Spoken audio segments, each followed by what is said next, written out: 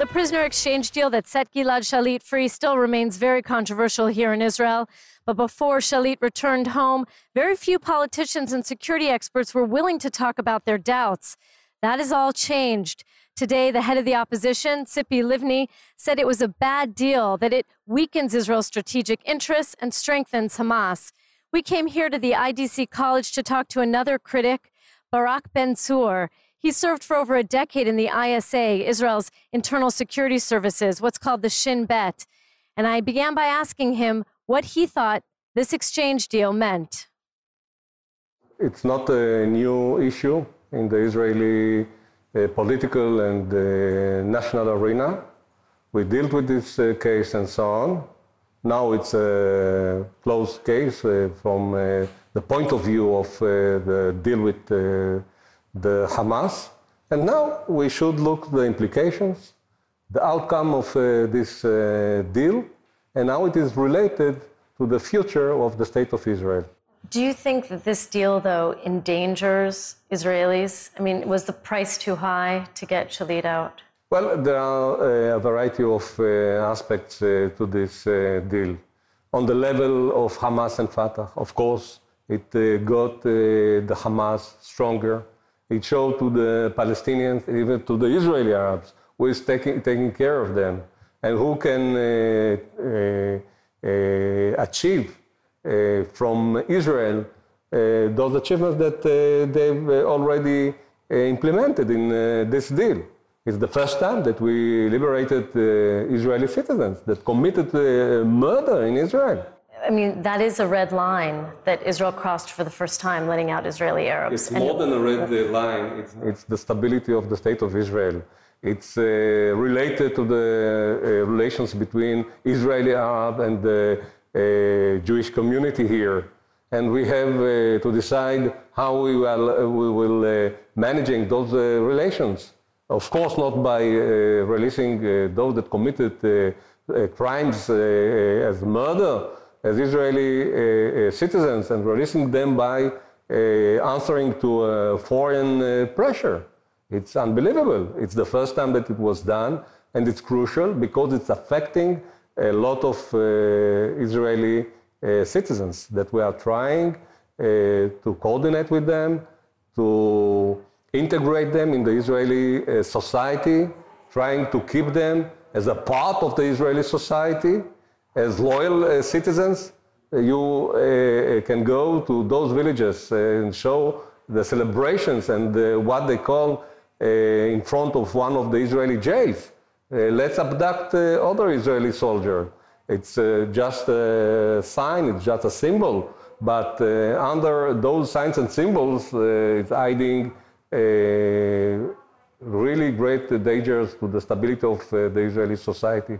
Now, the other side of the argument, people say that Israel can handle, the ISA, the Shin Bet can handle the threat. We have the security fence. We have a Palestinian police force. Right. That's stronger. What do you say? Almost $3 billion on the security zone. It's more than a fence, the security zone. It's contributing to the security of the State of Israel a lot.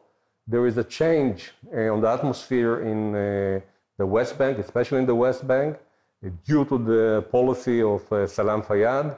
If you are comparing the late 90s to nowadays, there is really a change in the atmosphere, and they are speaking about economics, they are speaking about quality of life, they are speaking about statehood. Is really a significant change, of course.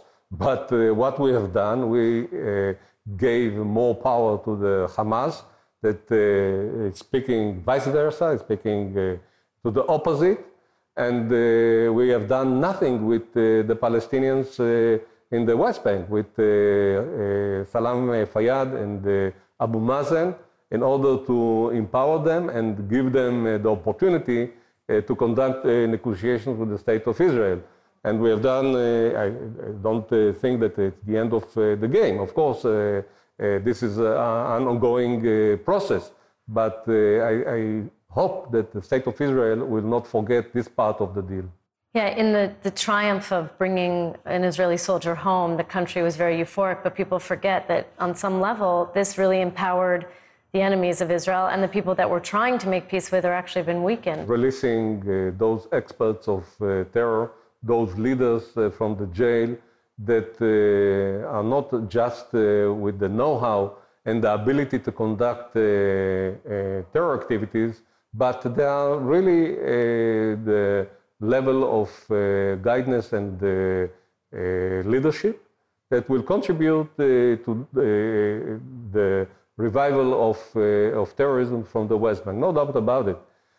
They didn't forget anything and they didn't learn anything. And I think as it was in the previous deals with terror groups, that almost 30% and even more than that returned to terrorism. There's no doubt about it. I was going to ask you about the statistics, because it seems that many people, I've read a statistic as high as 60% return to violence.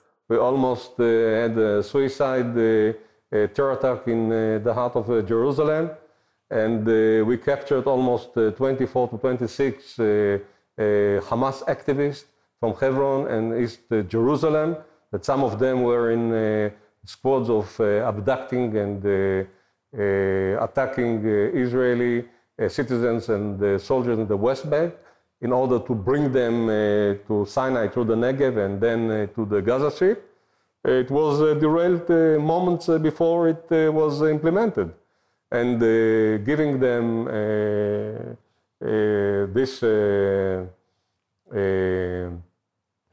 assistance and help through those that came from the jail, well, I don't see that will stop there, and we will not realize and experience more terror attacks against Israel.